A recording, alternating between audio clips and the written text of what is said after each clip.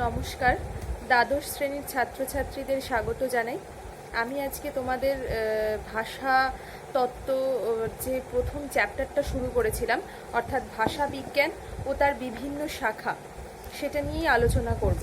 আমি তোমাদের আগের দিন ভাষা বিজ্ঞানের যে প্রধান তিনটি শাখা সেইগুলো নিয়ে আলোচনা করেছিলাম, যেটা শাখা বা ধারা বলা যায়, যে তুলনামূলক ভাষাবিজ্ঞান, ঐতিহাসিক ভাষাবিজ্ঞান এবং বর্ণনামূলক ভাষাবিজ্ঞান। আজকে আমি পরবর্তী অংশ নিয়ে আলোচনা করব। এবার দেখো, আমি তোমাদের বারবার বলেছি যে তোমরা কিন্তু টেক্সট বুকটাকে ফলো করবে, কেননা টেক্সট বুকের বাইরে থেকে কিন্তু কিছু আসে না, যা আসে সবটাই টেক্সট বুক থেকে আসে, এবং সেই কারণে আমি কিন্তু তোমাদের টেক্সট ভিত্তিক পড়াশোনাই করাবো। তো প্রত্যেকে যখন আমি পড়াবো তখন টেক্সটটা খুলবে। আমরা বর্ণনামূলক ভাষাবিজ্ঞান অবধি পড়িয়েছিলাম, তার পরের অংশ থেকে শুরু করছি। দেখো, ভাষা বিজ্ঞানের বিভিন্ন শাখা ও তাদের মধ্যে সম্পর্ক। এবার আমরা পড়ব যে ভাষাবিজ্ঞানের ধারা, মূল তিনটি ধারা আমরা জেনেছি। এবার ভাষাবিজ্ঞানের শাখা এবং তাদের মধ্যেকার যে নিজস্ব সম্পর্ক, সেটা সম্পর্কে আমরা জানব। দেখো কি বলছেন, ভাষাবিজ্ঞানের মূল আলোচ্য বিষয় হলো মানুষের ভাষা এবং ভাষার সঙ্গে জীবনের বিভিন্ন সংলগ্ন দিকগুলি। আমি তোমাদের যখন সামগ্রিক আলোচনাটা করেছিলাম এই চ্যাপ্টারের, সেখানে আমি বলেছিলাম যে একটা ভাষা সঙ্গে মানুষের যে জীবন, সমাজ, সমস্ত কিছুই অঙ্গাঙ্গিভাবে জড়িত, এবং তার বিবর্তনের কারণের সাথেও কিন্তু এই মানুষের বিভিন্ন জীবন, মানুষের অবস্থান, এই সমস্ত সমাজ, এই সমস্ত ব্যাপারগুলো ভীষণভাবেই যুক্ত। ভাষা বাস্তবে একটি অত্যন্ত জটিল প্রক্রিয়া। ভাষার মধ্যে প্রবেশ করে ভাষার জটিল রহস্যকে উন্মোচন করা ভাষা বিজ্ঞানের অন্যতম উদ্দেশ্য। একদিকে ভাষা এবং অন্যদিকে ভাষার সঙ্গে অন্যান্য সংলগ্ন মানব জীবনের নানান দিক, এই দুই দিক সমান তালে আলোচনা করতে ভাষা বিজ্ঞানের গবেষকদের প্রধান দুদলে ভাগ হয়ে যেতে হয়। আমরা একটি ছকের সাহায্যে আলোচনা করতে পারি। মানে ভাষার ধ্বনি, বাক্য, শব্দার্থ, রূপ, এগুলো নিয়ে যে ক্ষেত্রটিতে আলোচনা করা হয় তাকে বলা হয় প্রধান ভাষা বিজ্ঞান। ঠিক আছে? এবং ভাষার সঙ্গে যে মানব জীবনের যে সংলগ্ন দিকগুলো যে জড়িত, সেটাকে আবার আলাদা ভাগে ভাগ করা হচ্ছে, সেটাকে বলা হচ্ছে ফলিত ভাষা বিজ্ঞান। তাহলে কি, যেটা আর কি ভাষার মূল যে গঠন, অর্থাৎ রূপ, তারপরে বাক্য, ধ্বনি, শব্দার্থ, এগুলো যে ক্ষেত্রতে আলোচিত হচ্ছে সেটাকে বলা হচ্ছে প্রধান ভাষা বিজ্ঞান, অর্থাৎ ভাষার ওপরেই যার একেবারে কাজ। ঠিক আছে? এরপরে আরেকটি ক্ষেত্র রয়েছে, যেটা হচ্ছে ভাষার সঙ্গে মানুষের যে সংলগ্ন যে বিভিন্ন দিক রয়েছে, সেটাকেও তো বাদ দেওয়া যায় না। ঠিক আছে? তার যে বিজ্ঞানসম্মত আলোচনার যে ক্ষেত্র, সেটাকে বলা হচ্ছে ফলিত ভাষা বিজ্ঞান, অর্থাৎ এটার ইংলিশ হচ্ছে অ্যাপ্লাইড লিঙ্গুইস্টিক্স। ঠিক আছে? তো সেখানে দেখো, আমরা একটি ছকের সাহায্যে আলোচনা করতে পারি বলে বইয়েই রয়েছে। ভাষা বিজ্ঞানের দুটো ভাগ রয়েছে, একটা প্রধান ভাষা বিজ্ঞান, একটা ফলিত ভাষা বিজ্ঞান। প্রথম ক্ষেত্রে ভাষার কেন্দ্রীয় চরিত্র, অর্থাৎ প্রধান ভাষা বিজ্ঞানের ক্ষেত্রে কিভাবে আলোচনা করা হয়। দেখো, প্রথম ক্ষেত্রে ভাষার কেন্দ্রীয় চরিত্র, বিন্যাস এবং তার গঠন প্রণালী আলোচিত হয়। মানে ভাষার যে গঠন প্রণালী, তার ভাষাটা কিভাবে বিন্যস্ত হয়েছে, এবং তার কেন্দ্রীয় চরিত্র, অর্থাৎ ভাষাটির মূল চরিত্রটি কি, সেইটা আলোচনা করা হয়। একে বলে প্রধান ভাষা বিজ্ঞান। দ্বিতীয় ক্ষেত্রে ভাষার সঙ্গে সমাজের সম্পর্ক এবং ভাষার সঙ্গে অন্যান্য বিদ্যাচর্চার বিভিন্ন ক্ষেত্রের পারস্পরিক সম্পর্ক বিচার ও বিশ্লেষণ করা হয়। তাহলে কি বলছে, যে দ্বিতীয় ক্ষেত্রে মানে হচ্ছে কি, যেটা ফলিত ভাষা বিজ্ঞান, মানে অ্যাপ্লাইড লিঙ্গুইস্টিক্স। সেখানে কি করা হচ্ছে, ভাষার সঙ্গে সমাজের সম্পর্ক। তাহলে আমাদের এই ভাষার সঙ্গে সমাজের একটা ভীষণ গুরুত্বপূর্ণ সম্পর্ক রয়েছে, এবং ভাষার সঙ্গে অন্যান্য বিদ্যাচর্চারও কিন্তু সম্পর্ক রয়েছে। সেই পারস্পরিক সম্পর্ক বিচার বিশ্লেষণ করা হয় হচ্ছে ফলিত ভাষা বিজ্ঞান, মানে অ্যাপ্লাইড লিঙ্গুইস্টিক্সে। শুধু তাই নয়, বিভিন্ন ক্ষেত্রে ভাষার অবদান বা প্রয়োগ ফলিত ভাষা বিজ্ঞানের অন্যতম আলোচ্য বিষয়। প্রধান ভাষাবিজ্ঞান ভাষার যে গঠন প্রণালী বা ভাষার যে কেন্দ্রীয় বিন্যাস আলোচনা করে তা প্রধানত 5টি শাখায় হয়। সেটি কি কি, ভেরি ইম্পর্টেন্ট। এটা তোমরা মানে পেন্সিল দিয়ে মার্ক করে রাখো, শর্ট কোয়েশ্চেনের জন্য ভীষণ ইম্পর্টেন্ট। ধ্বনি বিজ্ঞান, ধ্বনিতত্ত্ব, রূপতত্ত্ব, বাক্যতত্ত্ব ও শব্দার্থ তত্ত্ব, ঠিক আছে। আর ফলিত ভাষা বিজ্ঞানে আমরা আলোচনা করি বিদ্যাচর্চার বিভিন্ন শাখার সঙ্গে মানব ভাষার কি সম্পর্ক, মানে বিদ্যাচর্চার আরও যে বিভিন্ন শাখা রয়েছে তার সঙ্গে মানুষের ভাষার যে লিঙ্ক, যে যোগ, ঠিক আছে, সেইটা কি, সেইটা নিয়ে আলোচনা করা হয় অ্যাপ্লাইড লিঙ্গুইস্টিক্সে, ঠিক আছে। যেমন একটা উদাহরণ দেখো, যেমন সমাজ বা সমাজ বিজ্ঞানের সঙ্গে ভাষার সম্পর্ক, যার নাম সমাজ ভাষা বিজ্ঞান, ঠিক আছে। মানব মনের ক্রিয়া প্রতিক্রিয়ার সঙ্গে মানব ভাষার যে সম্পর্ক রয়েছে তার নাম হচ্ছে মানব মনের প্রকৃতি ও গতি প্রকৃতির সঙ্গে মানব ভাষার সম্পর্ক, যার নাম মনোভাষা বিজ্ঞান, ঠিক আছে।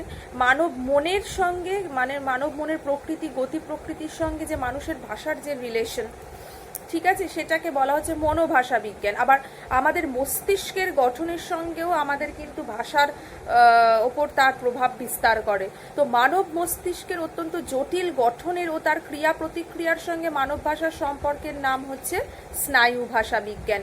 নৃতত্ত্বের সঙ্গে মানব ভাষার সম্পর্ক, যার নাম নৃভাষা বিজ্ঞান। এইভাবেই কিন্তু এই ফলিত ভাষা বিজ্ঞানের আলোচনার ক্ষেত্রটা এগিয়ে চলছে। মানে বুঝতে পারছো, মানব মন, সমাজ, স্নায়ু ক্ষেত্র, স্নায়ু বিদ্যা চর্চা, এগুলোর সঙ্গে যে মানব ভাষার সম্পর্ক রয়েছে, সেই সম্পর্কটা নিয়ে যখন যে ক্ষেত্রতে আলোচনা বা বিচার বিশ্লেষণ করা হয় সেটাকেই বলা হয় ফলিত ভাষা বিজ্ঞান, ঠিক আছে। তো তোমাদের এখানে একটা চার্টের মাধ্যমে স্পষ্টভাবে দেখানো আছে, দেখো, প্রধান ভাষা বিজ্ঞান আর ফলিত ভাষা বিজ্ঞানের যে ভাগগুলো তোমাদের বইয়েই রয়েছে।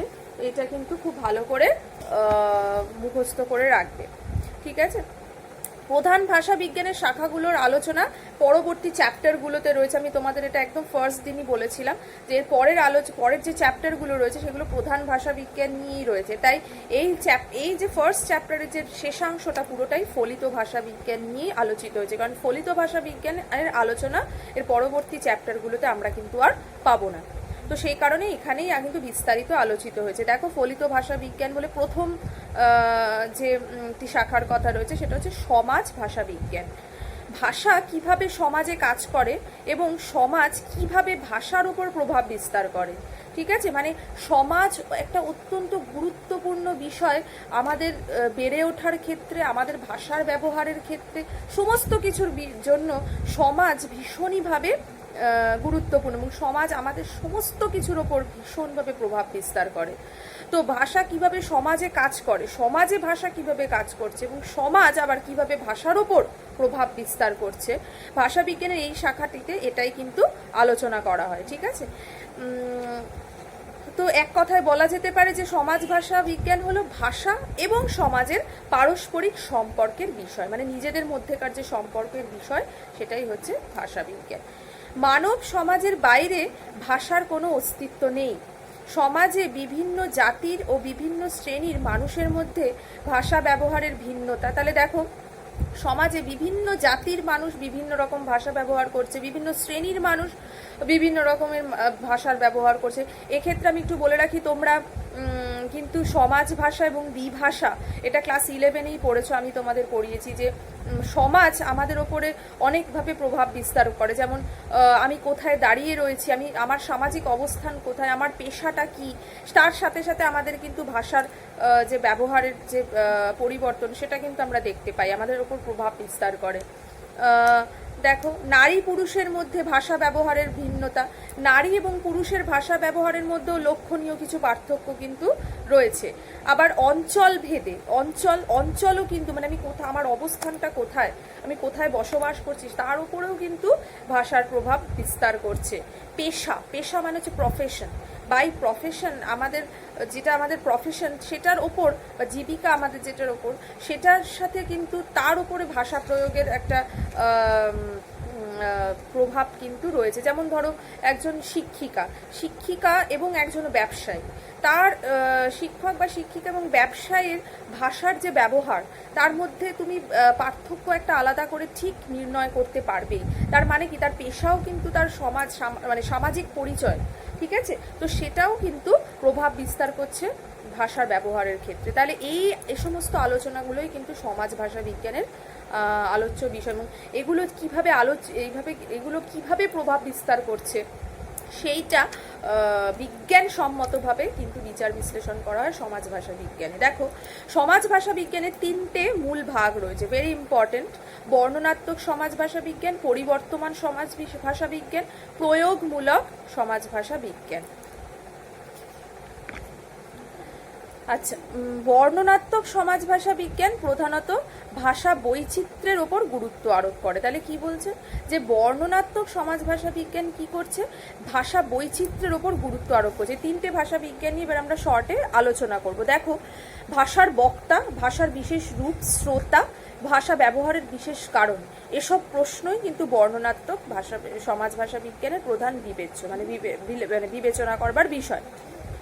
দেখো, একটা ভাষার ব্যবহারের ক্ষেত্রে প্রথম হচ্ছে চরিত্র নির্ভর করে তার বক্তার ওপরে, কে বলছে, এবং দ্বিতীয় হচ্ছে কি, কে শুনছে, রিসিভার কে শ্রোতা, এবং আরেকটা বিষয় হচ্ছে উপলক্ষ্যটা কি, মানে কি কারণে সে বলছে। ধরো আমি তোমাদেরকে সব থেকে সহজ, ধরো আমি বক্তা, আমি শিক্ষিকা, তোমরা শুনছো, তোমরা হচ্ছ শ্রোতা, এবং আমাদের উপলক্ষ্যটা কি, শিক্ষাদান, তাই তো?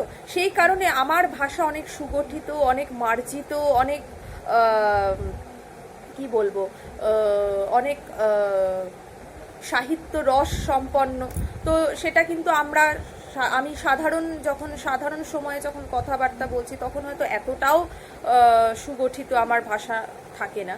তো এই যে একটা তার মানে কি, এখানে ভাষার ওপর বক্তা, শ্রোতা এবং উপলক্ষ ভাষার চরিত্রকে অনেকটাই সম্পূর্ণরূপে প্রভাবিত করছে, ঠিক আছে? তো অর্থাৎ তিনি পুরুষ না নারী, তার বয়স কত, সমাজের কোন স্তরের মানুষ, তার পেশা কি, এমনকি সে কোন সম্প্রদায়ের মানুষ, এসব তার ভাষার রূপটির নির্ণায়ক, মানে যে বলছে। এরপরে আসছে শ্রোতা, মানে যে শুনছে, সে তার সামাজিক পরিচয়টাও ইম্পর্টেন্ট।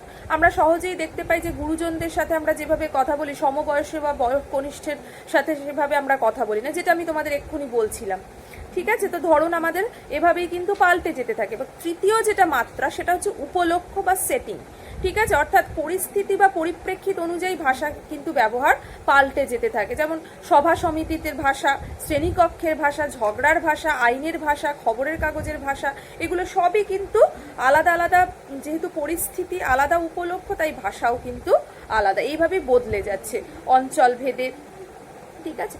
তো একটি ভাষার ক্ষেত্রে কিন্তু মানে কোথায় কথা বলা হচ্ছে সেটা ভীষণ ভীষণ গুরুত্বপূর্ণ, ঠিক আছে? তো এই বিষয়গুলোই কিন্তু আলোচিত হচ্ছে বর্ণনাত্মক সমাজ ভাষা বিজ্ঞানে। এরপরে হচ্ছে পরিবর্তমান বা সচল সমাজ ভাষা বিজ্ঞান। তো এই পরিবর্তমান বা সচল সমাজ ভাষা বিজ্ঞান ইতিহাসের দিক থেকে আলোচিত হয়। ধরো কোনো বিশেষ একটি সমাজ ভাষার উদ্ভব, বিবর্তন, বিস্তার ও সংকোচনের ধারা নিয়ে ভাষা বিজ্ঞানের এই শাখাটা কাজ করে। যেমন ধরা যাক, কোনো একটি বিশেষ ভাষাগোষ্ঠীর মানুষ যখন আরেকটি ভাষাগোষ্ঠীর মানুষের সঙ্গে সম্পর্কিত হয়, যখন তাদের যোগ ঘটে, তখন দেখা যায় নিজেদের ও নতুন সমাজের এই দুই ভাষাই তার ভাষার ব্যবহারের মধ্যে চলে আসে। যেমন ধরো, মনে আছে তোমরা পিজিন ক্রেওলের কথা পড়েছিলে, যে যখন একটা ব্যবসার কারণে দুটো ভাষা যখন একত্রিত হয়, তখন একটা মিশ্র ভাষার সৃষ্টি হয়, মানে একটা ভাষার ওপর আরেকটা ভাষার ব্যবহার তখন প্রভাব বিস্তার করতে থাকে, ঠিক আছে? তো সমান্তরালভাবে দুটো ভাষাই থেকে যায়, অথবা অনেক সময় অনেক দিন চলতে চলতে একটা ভাষা যখন প্রয়োজন মিটে যায়, সেই ভাষাটার অস্তিত্ব বিলুপ্ত হয়ে যায় এবং একটি ভাষা রয়ে যায়। তো এরকম প্রথমটিকে আমরা বলতে পারি কি, দ্বিভাষিকতা। এটা খুব ইম্পর্টেন্ট ফর শর্ট কোয়েশ্চেন। মানে ধরো যখন দুটো ভাষাই সমান্তরালভাবে এগিয়ে চলে, তখন তাকে বলা হয় দ্বিভাষিকতা বা বাইলিঙ্গুয়ালিজম। আর দ্বিতীয় ক্ষেত্রে এসে যায় ভাষার সংরক্ষণের প্রশ্ন, মানে একটা ভাষা যেহেতু বিলুপ্ত হয়ে যাচ্ছে, তাই ভাষার সংরক্ষণের প্রশ্ন রয়ে যেতে পারে। এরপরে তৃতীয় যেটা ভাষা সমাজ ভাষা বিজ্ঞানের তৃতীয় যে ভাগ সেটা হচ্ছে প্রয়োগমূলক সমাজ ভাষা বিজ্ঞান। এই প্রয়োগমূলক সমাজ ভাষা বিজ্ঞান হচ্ছে অ্যাপ্লাইড সোশিও লিঙ্গুইস্টিক্স, মানে হচ্ছে মাতৃভাষা শেখানোর পদ্ধতি, ঠিক আছে, অন্য ভাষা শেখানোর পদ্ধতি, উদ্ভাবন, অনুবাদ, কোনো এক ভাষা থেকে অন্য ভাষার অনুবাদ নীতি, পরিমার্জন বা সংশোধন করা, ভাষার বানান সংস্কার, ঠিক আছে, এই সমস্ত বিষয়ে সিদ্ধান্ত গ্রহণ করা হয় হচ্ছে প্রয়োগমূলক সমাজ ভাষা বিজ্ঞানের ক্ষেত্রে। তাহলে আমরা সমাজ ভাষা বিজ্ঞান অবধি আমরা আজকে পড়লাম। পরবর্তী আলোচনা তোমাদের পরের ভিডিওতে হবে। এর সঙ্গে আমি একটা পিডিএফ অ্যাড করেছি আগের ভিডিওগুলোর, যে আজ আমি পড়িয়েছি এবং আজ অবধি যা যা পড়ালাম তার ভিডিও আমি পিডিএফটা অ্যাড করেছি। তোমরা প্রত্যেকে দেখবে, বুঝবে এবং তোমাদের খাতায় কিন্তু সেটা লিখবে। নমস্কার।